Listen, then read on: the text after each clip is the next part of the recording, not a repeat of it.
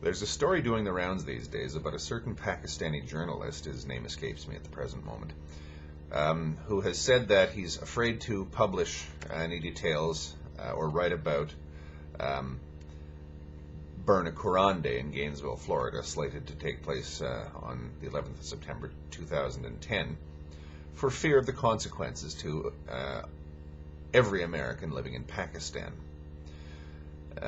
There's been a few other anecdotes of this sort of thing current in the media, and we've also seen how certain self-identified Muslims, extremists in my opinion, assuming that they mean what they say, have threatened to take extreme action and to deal with this, in their view, blasphemy in a harsh and potentially violent way.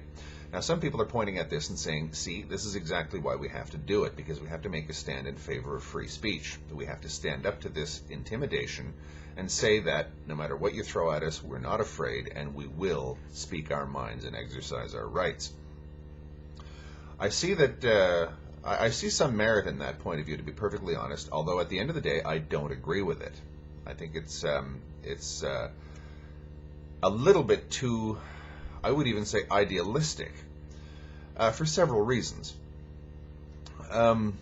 40, maybe 50 years ago, there was a big scandal in the West, the progressive, liberal, permissive West of the 1960s, when the Beatles were alleged to have said that they were more influential than Jesus.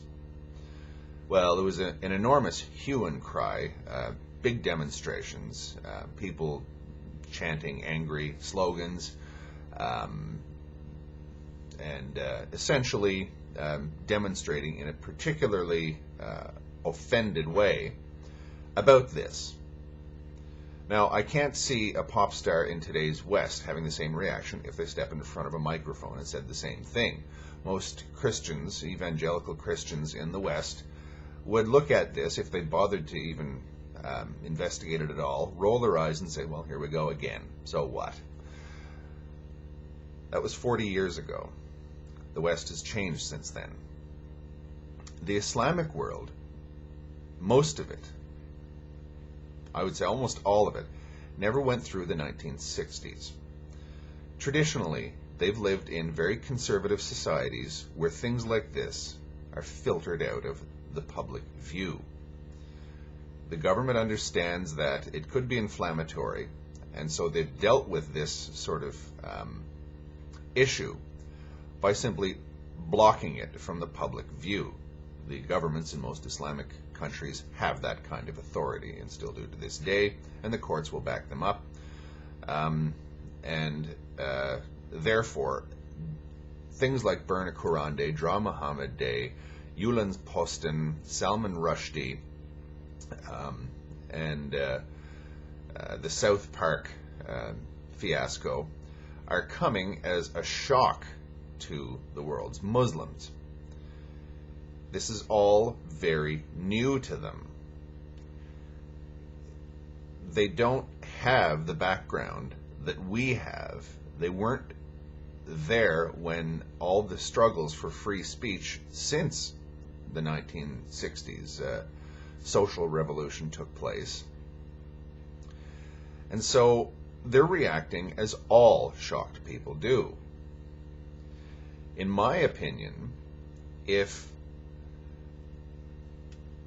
we make our voices heard as people who oppose this in the name of common decency, we can at least let them know that, let the world's Muslims know that they're not alone in being disgusted by this sort of thing.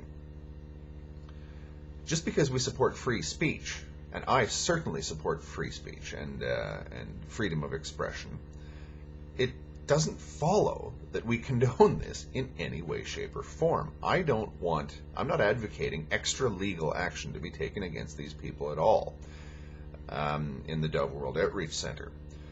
But what I do hope to do with my reaction to the Burn a Quran Day is, if I may fall prey to such grandiosity is maybe buy civilization a little bit of time. In my opinion, the world's Muslims, over time, will come to realize that people like the Dove World Outreach Center and potential copycats in the future are a tiny minority of people who represent no one but themselves, and who are generally the objects of extreme disgust, even in their own countries, even in their own faith. Eventually, I'm quite confident that the Muslim community worldwide, whenever they see this sort of thing taking place, this kind of future shock, as Alvin Toffler would have called it, they will simply roll their eyes and say, here we go again, another nut out there somewhere in cyberspace, or the equivalent, a few years from now. And they'll say, oh well, so what?